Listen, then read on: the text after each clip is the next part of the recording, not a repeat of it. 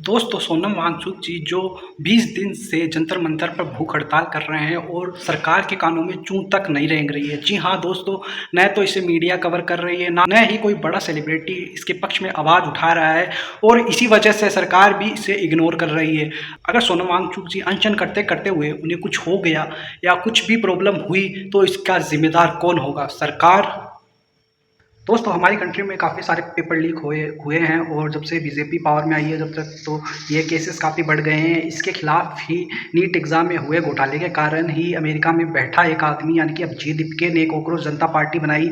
यह पार्टी एक social media handle से शुरुआत हुई थी और देखते ही देखते 1-2 दिन में इस सोशल मीडिया अकाउंट पे 20 मिलियन से ज़्यादा लोग जुड़ चुके थे। जी हाँ दोस्तों, यह मूवमेंट कब एक सैलाब का रूप ले लिया इससे किसी को पता नहीं चला और 20 जून को अभिजीत दीपके जैसे ही अमेरिका से इंडिया लौटे वैसे ही इंडिया में भी ये मूवमेंट स्टार्ट हो गया और सोनम वांगचुक जी जो एक बहुत बड़े एजुकेशनिस्ट और साइंटिस्ट है, उन्होंने अपनी कंट्री के लिए काफ़ी कुछ किया है और 2 साल पहले उन्हें लद्दाख में भी अनशन किया था। और सोनम वांगचुक जी स्टूडेंट के लिए जिन्होंने अपनी जान गंवाई थी नीट पेपर के कारण, नीट घोटाले के कारण, उनके लिए अनशन कर रहे हैं जंतर मंतर पर और 20 दिन से ये अनशन ऐसे ही चालू है। और अगर 19 जुलाई तक सरकार इस पे कोई कदम नहीं उठाती है या सोनम वांगचुक जी से कोई बात करके इसका हल नहीं निकालती है या फिर उनका अनशन नहीं तुड़वाती है तो 20 जुलाई को सोनम वांगचुक जी और कांग्रेस जनता पार्टी के सदस्य सभी संसद की तरफ कूच करेंगे। तो दोस्तों देखना यह होगा कि क्या सरकार इसके बारे में कुछ करेगी या फिर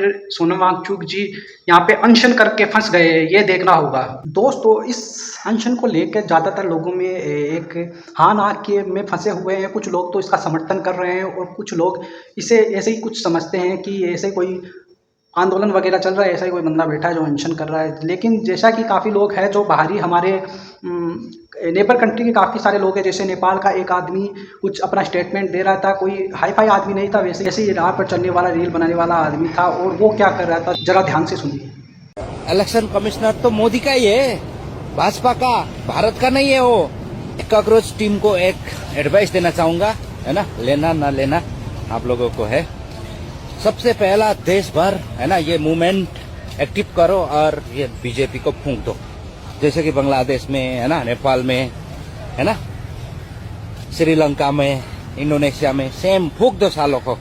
बाद में, है ना, अंतरिम गवर्नमेंट बना के सबसे पहला ईवीएम को हटा के बैलेट पेपर से जो इलेक्शन करवाओ और जो भी आएगा, है ना, और अच्छे लोग आएगा तो भारत को डिफेंड कर सकता है, दुनिया में अपने, है ना, वर्चस्व फिर कायम कर सकता है।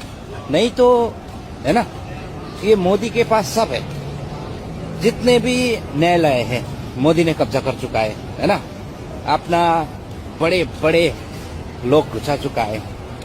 और इलेक्शन कमिश्नर तो मोदी का ही है, भाजपा का, भारत का नहीं है वो, है ना, इसका गारंटी है।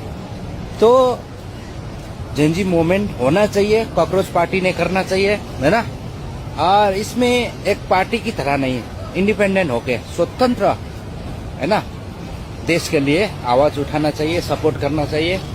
तो ये मेरा एडवाइस रहा। तो दोस्तों बेस्ट ऑफ लक, ठीक है।